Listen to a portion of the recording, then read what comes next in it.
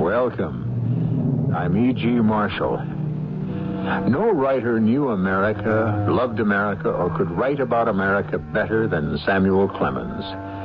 Even his nom de plume was distinctly American. It was the shout of the leadsman on the Mississippi River steamers, by the Mark Twain. And it meant that the boat had just passed over a shallow and treacherous place and was now in water deep enough, clear enough, and safe enough. One of Mark Twain's best-known and most beloved characters was Tom Sawyer, whose schoolboy adventures are still part of the schooling of every American boy and girl. But did you know that Tom Sawyer grew older and had more adventures and was called upon to solve a murder and save an innocent man from the noose? Tom, listen. What's that? Look, through the window. All those men headed this way. What do they want? Tom, they say my father killed Jupiter Dunlap. Well, now, there's no proof. Well, sometimes people get so mad they don't need proof. You stay inside. Stay with your father. Hand me his musket. Yeah, but Tom, there's 15, maybe 20 of them. You'd be surprised what one man with one gun can do.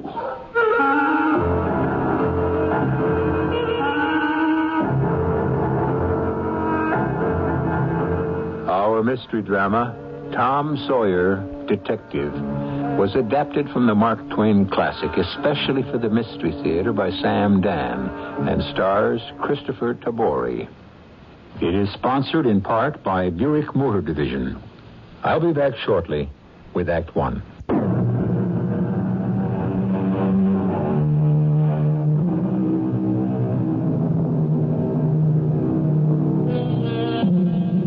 If you read Mark Twain's The Adventures of Huckleberry Finn, you will recall that Tom and Huck had some rattling first-rate adventures at old Uncle Silas's farm in Arkansas. Well, it is now some years later, and Tom is much older, but Tom is still Tom, and Aunt Polly is still Aunt Polly. And when Aunt Polly calls, Tom Sawyer still jumps. Tom? Yes, ma'am. Tom, I reckon you gotta pack up and go down to Arkansas. Your Uncle Silas needs you. Yes, ma'am. There's in considerable trouble down there. They think you'll be a kind of diversion for 'em. Marry Anita. And she just said point blank she won't have 'em. So he soured on 'em, and they're worried about it. You remember the Dunlaps from when you was down there? Oh, yes, Aunt Polly. As I recall, Brace Dunlap's the richest man in the county. About 36, a widower, and proud of his money, too. That's right. Everyone's a bit afraid of him. Is he the one Benita said no to? And I guess it must have set him back some. Well, Silas is trying to soften the blow. I don't follow you, Aunt Polly. He feels he can't afford to have a powerful man like Brace Dunlap mad at him. So he's trying to curry favor by hiring Brace's brother Jupiter to do some work around the farm. How can Uncle Silas afford to hire anybody? He's so hard-pushed and poor as it is. What a name, Jupiter. From what Benita writes, he's sly, lazy, and sneaky. That's right. I remember Jupiter. And I also recall he was a twin. The other brother was named Jake. You mean there's 3 Dunlaps for your poor old Uncle Silas to contend with? No, Aunt Polly. We don't have to worry about old Jake Dunlap. He got to robbing and killing, but he escaped from jail, went north somewhere, and nobody's heard from him in years. Everyone says he's probably dead by now. That's a mercy. The thing that's mostly worrying your cousin Benita is the tempers that no-account Jupiter gets your Uncle Silas into. Tempers? Aunt Polly, you must be joking. Dear old Uncle Silas? Why, he don't have any temper. Well, he does now. She says your uncle's a changed man on account of all this quarreling. Everybody blames Silas, because after all, he's a preacher, and he got no call to quarrel in the first place. So he hates to go into the pulpit. He's so ashamed. And folks have begun to cool toward him. All on account of that Dunlap tribe. And the worst of it is... You mean there's more? Well, poor Benita feels it's her fault. So she's thinking maybe she better marry Brace Dunlap after all. Oh, no, Aunt Polly. We can't let her do that. We just can't.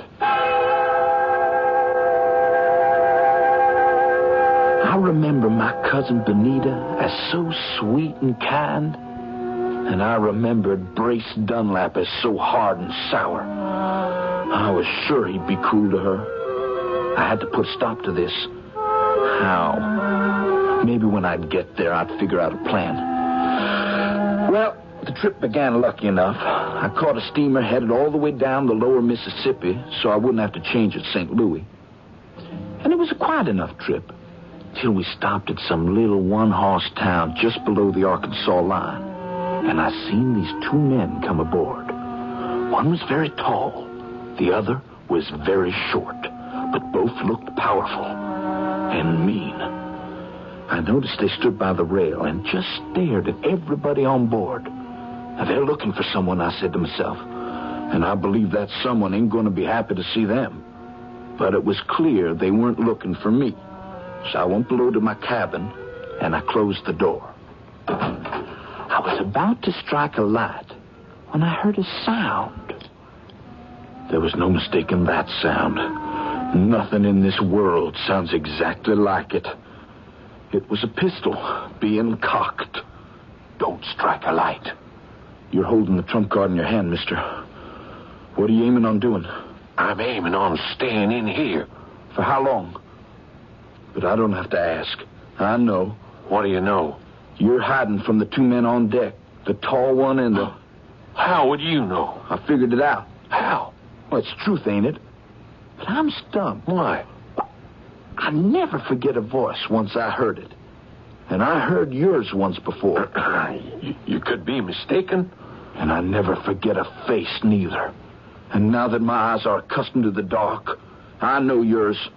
Who do you think I am? That's just the trouble. You can't be that person. Why not? Because right now that person's down on a farm in Arkansas. What's that person's name? That person's name is Jupiter Dunlap. Jupiter Dunlap? I ain't Jupiter Dunlap. Then if you ain't Jupiter, you gotta be the twin. Jake Dunlap. That's who you are. Shh, don't talk so loud. And don't mention that name. You want to get me killed? Then you aren't dead. No, I ain't dead. Not yet. Though I'm coming powerful close. You gotta help me out. Why? 'Cause I'm in trouble. I know that. But why should I help you? Your brother Brace lording it all over everybody. Oh, that's Brace. That ain't me. I never done you no harm. Nor your Uncle Silas neither. And I'll never do you none so long as God's in heaven. Now, give me a hand and save my life. Why did those two want to kill you? Well, you see, it was a confidence game. The three of us played it on a jewelry shop in St. Louis. Jewel thieves? Now, wait, listen to what we done.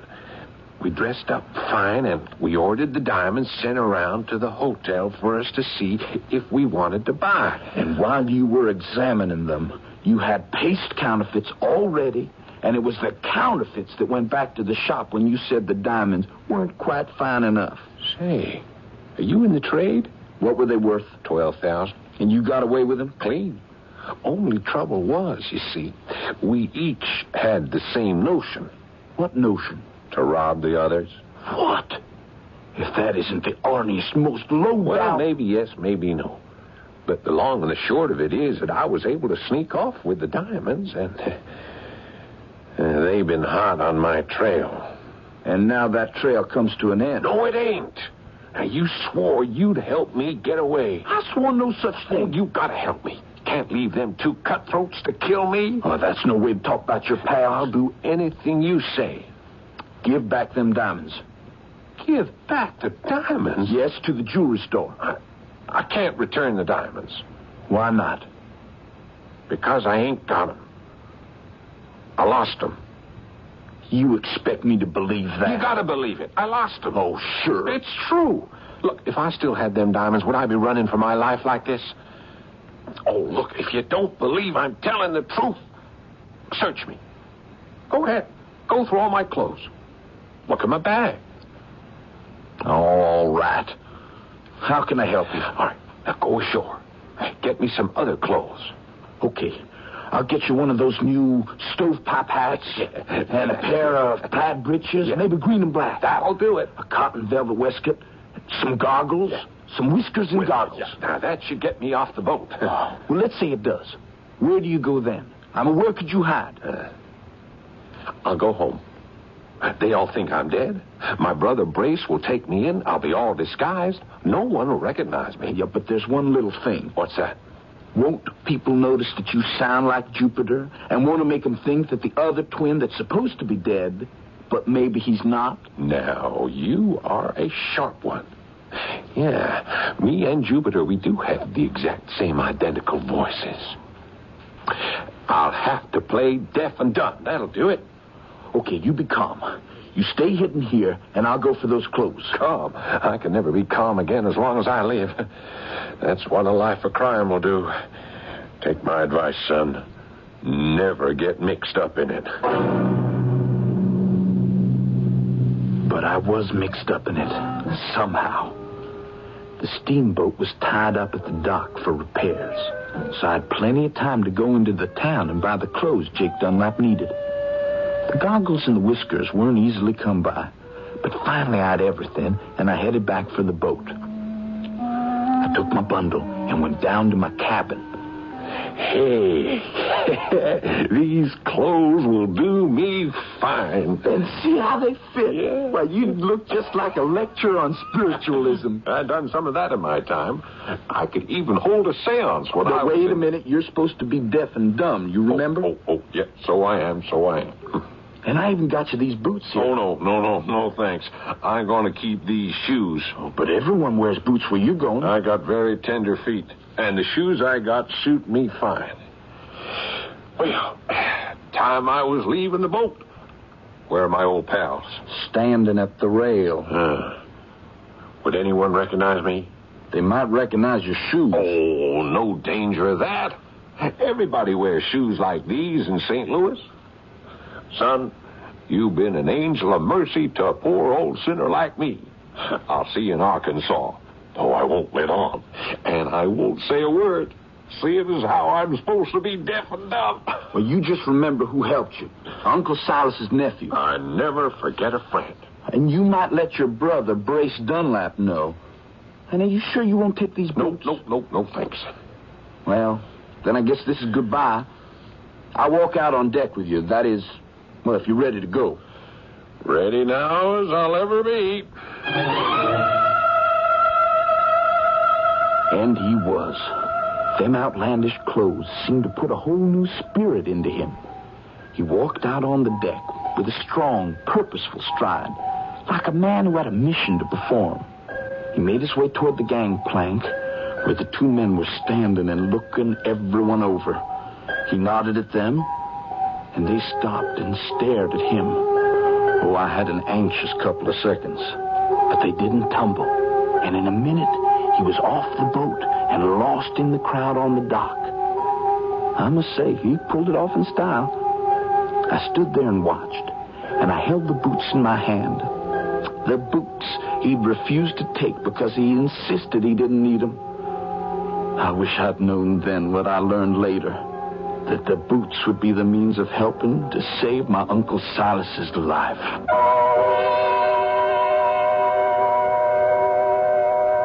Tom Sawyer, detective. And you must admit that Tom attracts danger and adventure just by breathing, just by walking into a room. I mean, most people go on an ordinary steamboat ride and all they get to see is the scenery. How many folks do you know who go on a boat ride and find themselves smack in the middle of a jewel robbery? And just think, we haven't even arrived at Uncle Silas's yet. Well, we complete that part of this adventurous journey when I return in just a few moments with Act 2.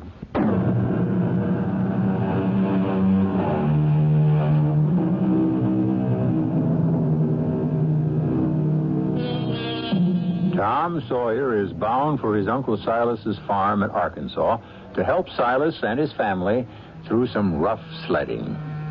The problem seems to be a wealthy farmer named Brace Dunlap who wants to marry Tom's pretty young cousin Benita. But These things take two, and Benita isn't having any. As you've already heard, by a coincidence, Tom has helped save the life of Brace Dunlap's brother Jake.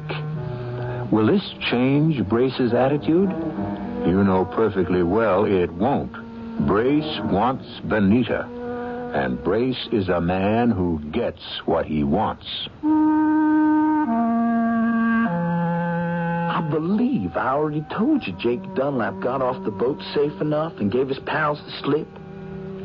We were supposed to sail within the hour, but just as we were building up steam, we blew a bolt head or a cylinder head. I never did get it straight. And we were stuck there 3 more days till they fixed it. So it was well over a week later when I arrived. Benita was waiting for me at the dock. I'd forgotten how pretty she was, but she looked so worried. I'm so sorry, Tom. Forgive me. For what, Benny? For it's 3 miles. We have to walk it. I couldn't even come for you in the horse and wagon. Oh, I don't mind. And poor Caesar, he went lame. We can't afford a new horse. If these were other times, a neighbor'd be glad to lend us one, but these are new times, Tom. Bad times. Brace Dunlap? Brace Dunlap. Papa tries to be nice to him, but it doesn't work. Never made Uncle Silas think he could mollify Brace by giving work to that no-account Jupiter. You know Papa. He thinks that by doing a kind deed, you appeal to a person's better nature. And the trouble is, Brace Dunlap just don't have a better nature.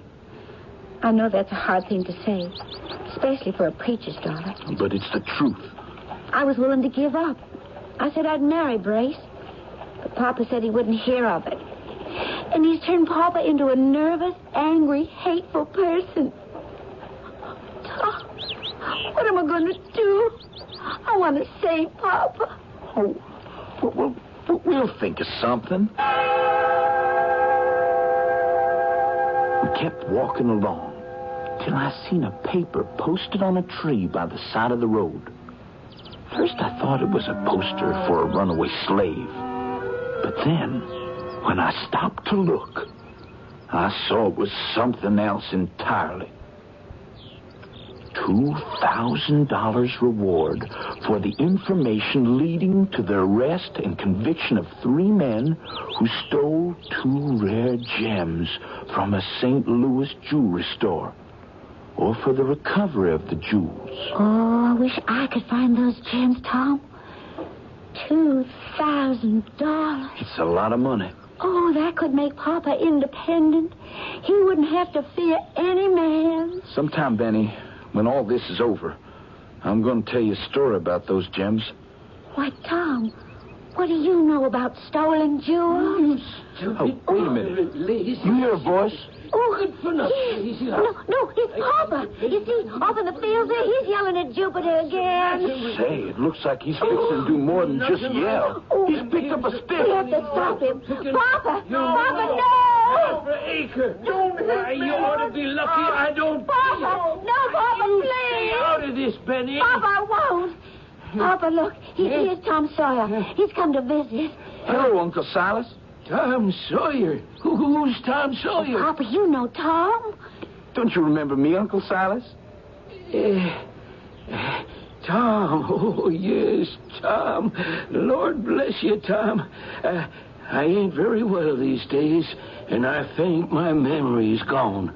Tom, I was a-praying to the good Lord for a true help in my hour of need, and he sent you. Are you all right now, Papa? I know the Lord is displeased with me, children. Displeased with you, Uncle Silas. Oh, Papa, not with you. Yes, he's trying me the way he tried Job. Jupiter is my affliction, and I cannot abide him. I look at him. He stands there shaking, nervous. His hands keep running across his face, and he talks like a fool, and he behaves even worse. And the terrible thing is, I want to kill him. Papa.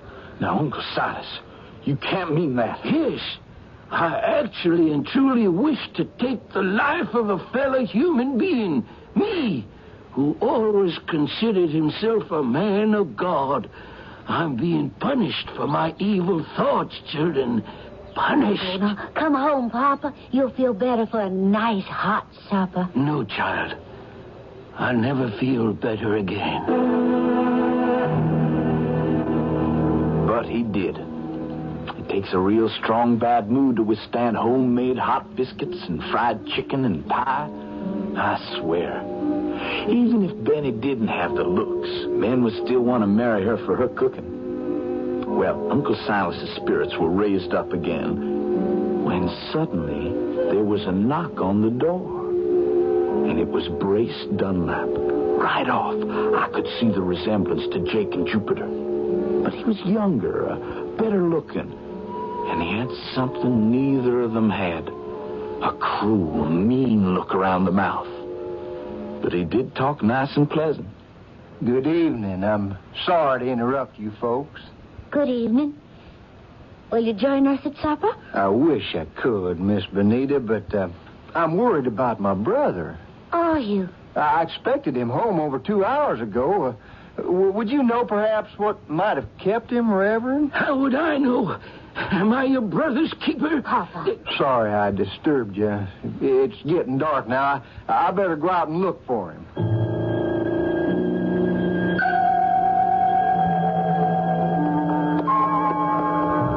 Jupiter! Jupiter! Jupiter!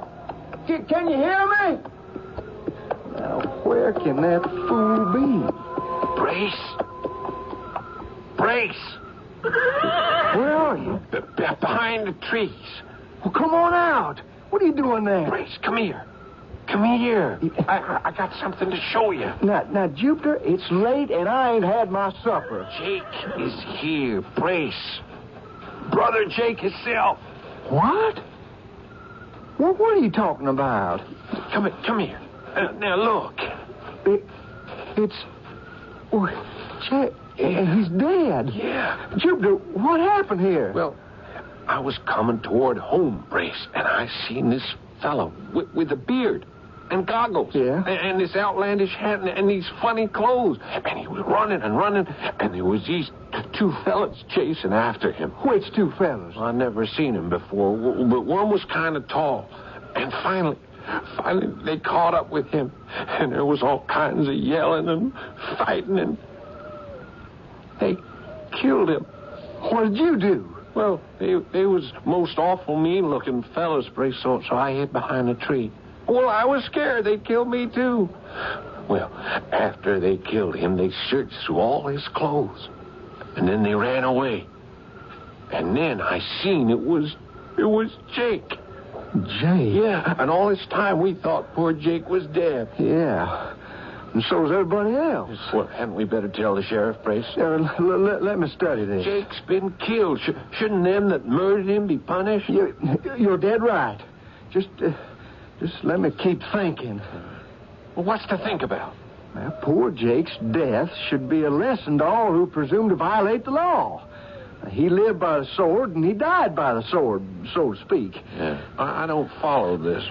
Put on the whiskers and the goggles. What?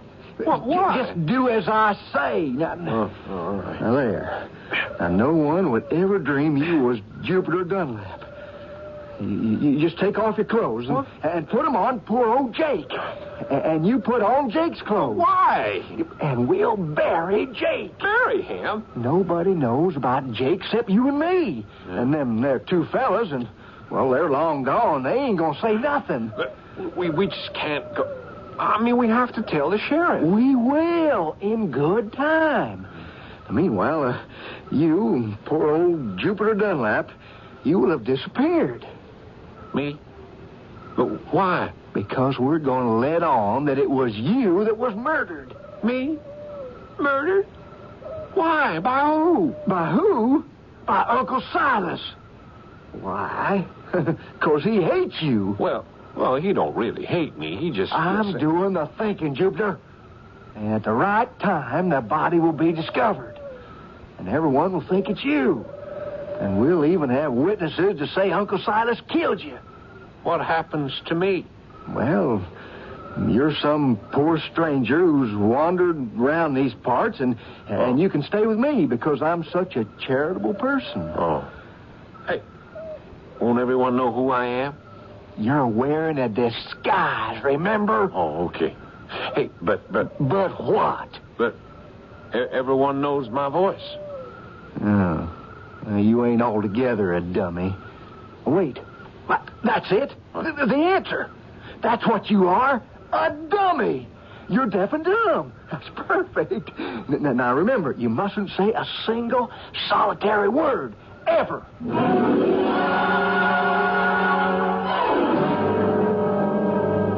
Judge Farnsworth? Morning, Benny. Well, come on in. Sit a spell. Oh, thank you. This here's my cousin Tom Sawyer from Missouri. How'd you do, son? It's a fine state, Missouri. Thanks, sir. Is your pa about, Benny? Oh, he's off somewheres, Judge. You want I should find him? Well, no. I might just as well talk to you. Benny, have you seen Jupiter Dunlap? No, Judge. He's been missing almost a week now. Well, he ain't shown up here. There's talk going the rounds about the village. What kind of talk? Talk that your pa murdered Jupiter Dunlap. Oh, but that ain't true. How do we know Jupiter's been murdered, Judge? You don't have a corpus delicti. I see you know your law, son, but still, the talk is getting powerfully strong. It's that Brace Dunlap. He'll do anything to hurt Papa. But the fact is, Jupiter has disappeared. Oh, Judge, what are we going to do? I thought you might help. Me? What can I... How do you believe your pa is... Well, could he actually have killed Jupiter? Judge. Did he ever threaten to kill Jupiter Dunlap? No. Well... Yes?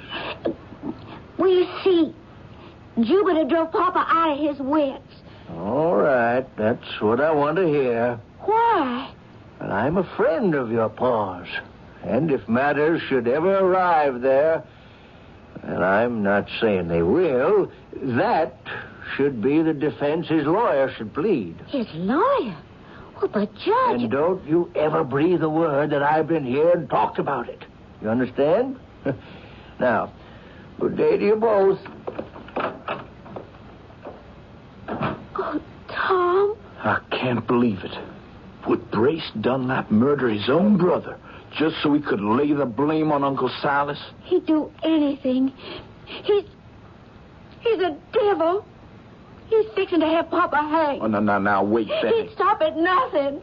Maybe Jupiter just ran off and... Tom, you can't let him hang Papa. You can't. Oh, promise me you'll save him. Well, now, sure, Benny. I promise.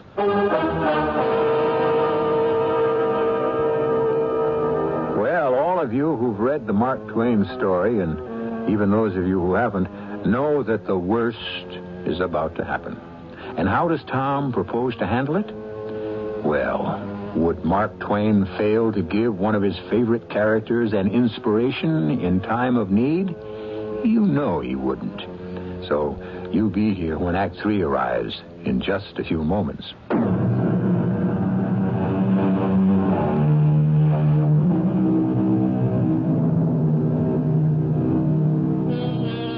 Well, here we are in a backwoods Arkansas town sometime around 1840 or so. And Uncle Silas is being drawn further and further into a lethal web by clever and vindictive Brace Dunlap. All Uncle Silas has on his side is Tom Sawyer. But right now, Tom doesn't have any idea of how to help. Things were getting no better. Somebody was spreading rumors about how Uncle Silas must have murdered Jupiter Dunlap. Not Brace. Oh, no, Brace never said one word. But he must have took care that others did. And there was a lot of hot feeling for poor Uncle Silas. Nobody at all ever came to hear him preach on Sunday anymore. And then... Afternoon, Miss Benny. Would your father be at home? Yes? Who's that with you? Oh, this fella, you mean? Mm-hmm. Well, I don't know his name exactly. He's a deaf mute. Can't speak nor hear. Poor soul. Came wandering through town, all ragged and hungry. So I've been giving him a place to sleep and his meals. By George, the fellow was wearing the very get-up I bought for Jake Dunlap. The stovepipe hat, the plaid pants, the waistcoat, the goggles, the whiskers. That's who it was. Jake Dunlap. Silas, I come here on a most important matter. You have? You know, Silas, that I've got money and property, and I mean to do very good by Benita. Not another word. Well, what have you got against me? You're a mean, cruel, evil-minded man. But nobody else thinks so. I don't care what other folk think. I know better. Look at me. How charitable I am. I've taken this poor, afflicted soul into my own home. Brace Dunlap, leave my house. Shouldn't we ask Benny what she thinks? Benny's just a child. Papa, maybe, I've been considering. There. You hear? Never.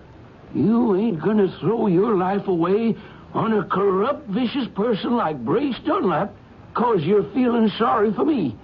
I won't allow it.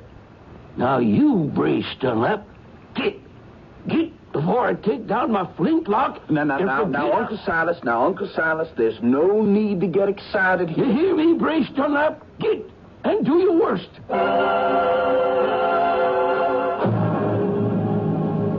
Brace, how long do I have to wear these clothes and let on to be deaf and dumb? Quite a while, Jupiter, for quite a while. There ain't no fun keeping my mouth shut. If that stupid old Silas had seen reason, you could have just reappeared and said you'd simply run off for a bit. But this way, I'm afraid you'll have to be dead. Forever. Forever? I think it's high time the body was found. What? The body of Jupiter Dunlap. Murdered in cold blood by old Uncle Silas. But what's going to become of me? You just play deaf and dumb for a while, and sooner or later, I'll think of something. Tom, I'm scared. Folks are talking against Papa something fierce. Oh, but now there's no proof. Oh, that don't matter to them. They think Papa killed Jupiter just because they want to. But everybody can see it's Brace behind it all. Oh, folks see what they want to see. And they see how nice and kind Brace Dunlap is to this poor afflicted dummy. And they keep saying what a kind, generous man Brace Dunlap is. Ain't it a pity about his poor brother? I don't know what they can do. Oh, folks can get ugly sometimes, Tom. Listen. Who's there? Look out the window, Tom. Oh, look. It's a whole gang of men with dogs, and they're headed this way. Where's your Uncle Silas? Asleep. You go stay with him. No, Tom. You do as I tell you now. Stay with Uncle Silas. What happens in a thing like this is that one man with a gun can change a lot of people's minds. Lots of folks just get swept away by excitement of being part of a mob. But they calm down quick enough if they see a gun on the other side. I took Uncle Silas's old musket off the wall and stood outside the door and waited. There was maybe 15 or 20 men, and they were led by Brace Dunlap. Evening. Evening. What can I do for you, gentlemen? Is your Uncle Silas at home? And what if he is? I'm sure he'd like to join us. Doing what? Well, to help clear up some rumors. What sort of rumors? Oh, about my brother Jupiter being dead. How? Well, if Jupiter's dead, there's got to be a body, don't there? That would seem to make sense. So, all the neighbors volunteered to pitch in with their hounds to search. We'll settle this thing once and for all. If we don't find the body, it'll mean poor old Jupiter just run off somewhere. I see. We figured Silas, as a neighbor, would like to lend a hand. Well, Uncle Silas ain't feeling too good. Mind if I take his place? Oh, not at all. That should have warned me something was off. But what could I have done about it? I could see Brace drawing the noose tighter and tighter. Somehow I knew they would manage to find the body. But one thing I couldn't understand. Would Brace go so far as to murder Jupiter just to have revenge on Silas? Here, it's here. This heap of fresh-looking dirt. I turned it over. And all my land, look, it's Jupiter. Yes, it's my brother Jupiter. Those are his clothes. You can see it's Jupiter. It's true. Silas must have killed him. And now you see here, mister. I was walking through the woods. It was maybe a week ago. I seen Silas and Jupiter. Silas was a-hollering at him. Silas was saying, I'll kill you. And I seen him pick up a stick, a heavy stick.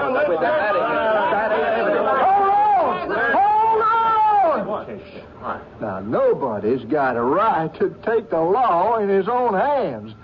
We're all civilized people. Now, let's show this gentleman visiting from St. Louis how fair-minded we are. Right. Let's see that Uncle Silas gets a trial. Yeah, he's right. Let him get a trial. Tom? Benny, in a couple of minutes, the sheriff will be here. The sheriff? Why? They found Jupiter Dunlap's body. Oh, no. They're convinced Uncle Silas did it. Did what, Tom? What? Papa, they found Jupiter's body. Oh, did they? Papa, somebody killed him. I know. I killed him. Oh, no, Papa. I did it. I hit him a good lick and I killed him. Oh, no, you didn't. Now, hold on, Uncle Silas. Somebody buried him. Who? Me. I killed him, then I shoveled him under. Uncle Silas, you did no such thing. I did. And I'll swear to it on the Bible in a court of law. The judge wanted to appoint a counsel for Uncle Silas. But Benny insisted I should be it, which according to the law was legal. And I tell you, there was nothing I could do. I was stumped. I couldn't trap that witness. I was walking in the woods that evening and I seen Uncle Silas. But now, if it was the evening, how could you see? It was the early evening, about 4 o'clock. Or wouldn't that be the afternoon? In these parts, we call that the evening. I was getting nowhere. I couldn't shake his story. He had seen Uncle Silas beat Jupiter. He had heard Uncle Silas threaten to kill him. You could hear folks muttering against poor Uncle Silas.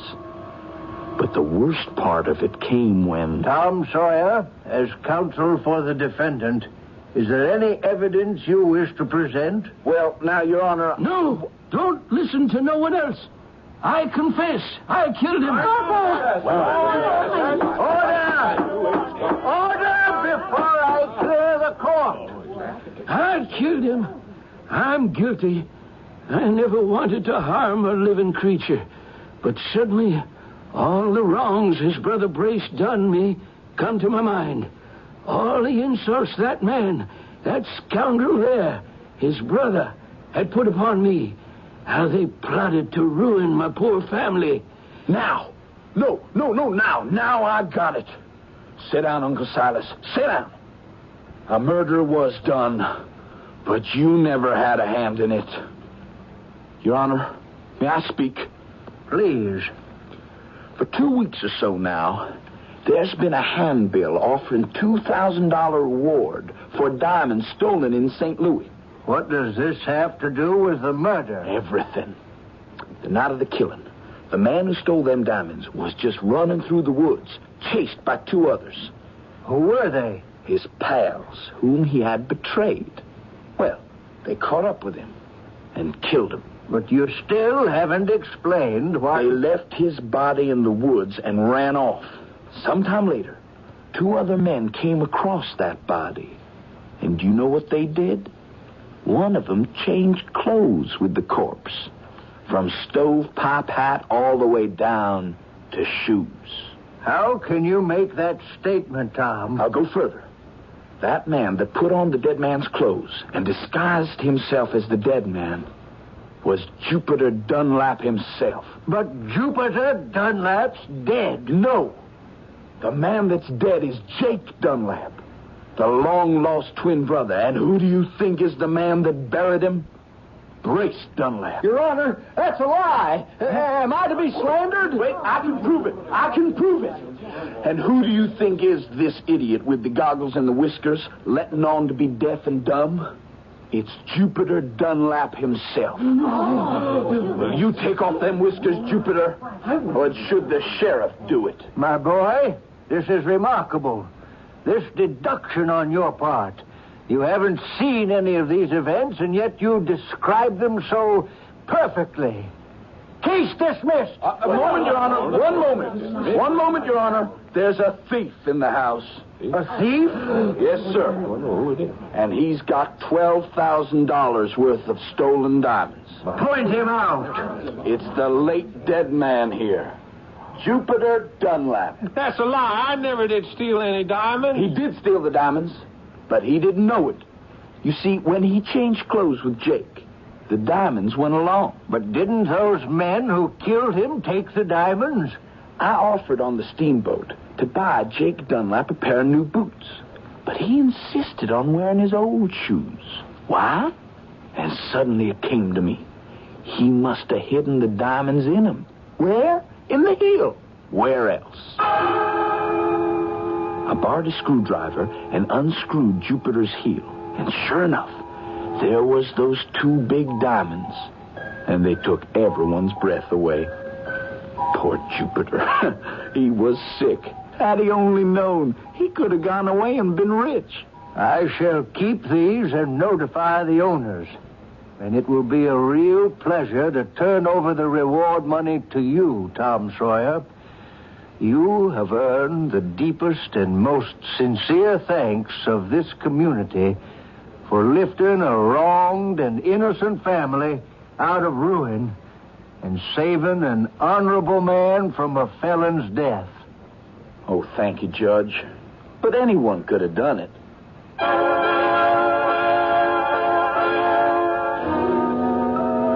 Well, wouldn't you know that Tom turned over the reward money to Uncle Silas and Benita?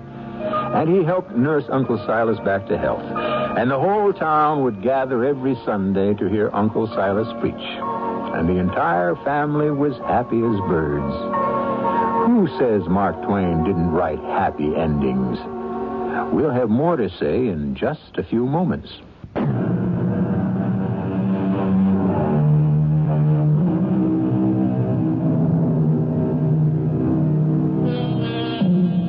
We still have Brace Dunlaps, and we will also have our Uncle Silas's. The question is, will we always have enough Tom Sawyers to right the balance? Tom Sawyer was a hero. Perhaps the word hero is somewhat out of fashion these days, and perhaps we're too sophisticated for genuine heroes. But who do we have to replace them? Our cast included Kristoffer Tabori, Paul Hecht, Evie Juster, Bob Kaliban, and Gilbert Mack. The entire production was under the direction of Himan Brown.